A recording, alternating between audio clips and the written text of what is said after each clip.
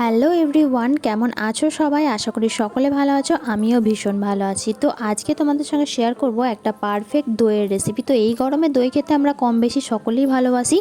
তো চলো রেসিপিটা শুরু করি বেশি কথা না বলে। আর থাকছে কিছু টিপস অ্যান্ড ট্রিক্স। তো রেসিপিটা অবশ্যই স্কিপ না করে ভিডিওটা শেষ পর্যন্ত দেখো। ভালো লাগলে অবশ্যই লাইক কমেন্ট শেয়ার করো। তো দেখতেই পেলে আমি প্রথমেই এখানে দেখিয়ে দিলাম দুধ। তো দুধের পরিমাণটা তোমরা বাড়িয়ে বা কমিয়ে নিতে পারো, কিন্তু পদ্ধতি সম্পূর্ণ একই থাকবে। তো বাড়িতে কিন্তু পারফেক্ট দই অনেকেই করতে পারে না, মানে ঠিকঠাক জমে না। তো চলো রেসিপিটা শেষ পর্যন্ত দেখতে থাকো, একদম পারফেক্ট কিভাবে জমাবে এবং এত সুন্দর দই কিভাবে বাড়িতে বানাবে, মানে দোকানের মতো। তো সেটাই আজকে তোমাদের সঙ্গে শেয়ার করতে চলে এসেছি। আর এখন দেখতে পাচ্ছ দুধটাকে আমি জাল করতে বসিয়ে দিয়েছি। তো এখানে আমি নিয়েছি 500 দুধ। তো 500 দুধটাকে জাল করে আমি এখানে 250 মতো করে নেব।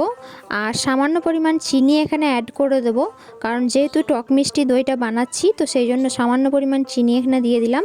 আর যেটা দিয়ে দইটা পাতবো তার জন্য আমি এখানে 100 মতো দই দোকান থেকে আনিয়েছিলাম। তো সেটাকে এখন জলটাকে খুব ভালো করে ঝরিয়ে নেওয়ার জন্য একটা ছাঁকনির মধ্যে দিয়ে দিয়েছি।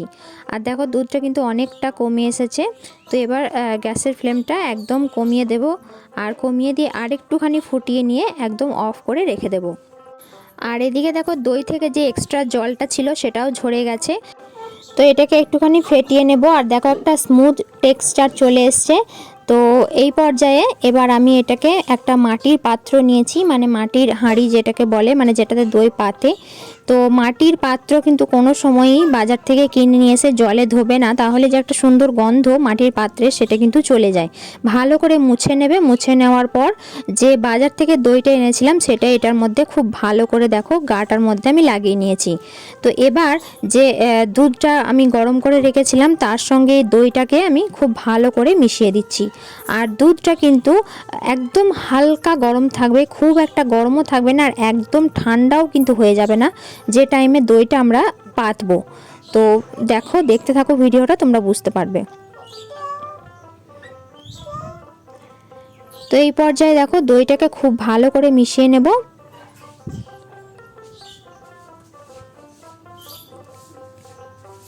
আর একদম দোকানের মতো পারফেক্ট দইয়ের করতে চাইলে তো এই রেসিপিটা অবশ্যই একবার ট্রাই করো। তো তারপর জানিও কমেন্টে তো তোমাদেরও দই কেমন হয়েছে। তো দেখো হাতের মধ্যে আমি দিয়ে দেখিয়ে দিচ্ছি। আর হাতের কিন্তু এই জায়গাটা ভীষণই স্পর্শকাতর।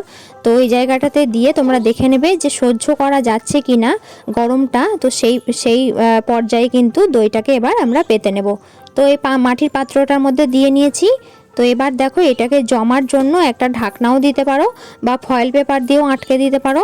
আমি এখন এটাকে ঢাকনা দিয়ে ঢেকে মোটামুটি 7 থেকে 8 ঘন্টা মতো জমতে দেব। তোমরা চাইলে ওভারনাইট দিলে তো ভীষণই ভালো হয়। আর দেখো কতটা সুন্দর জমে গেছে।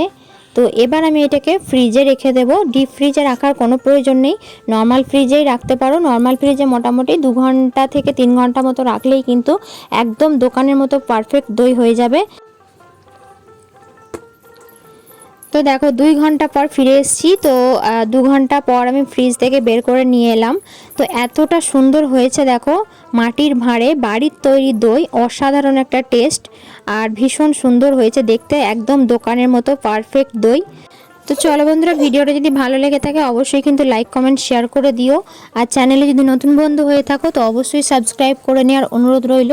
আর আমার পাশে থেকো। তো আবারও ফিরে আসবো নতুন কোনো ভিডিওর সাথে। ততক্ষণ ভালো থেকো, সুস্থ থেকো, টাটা।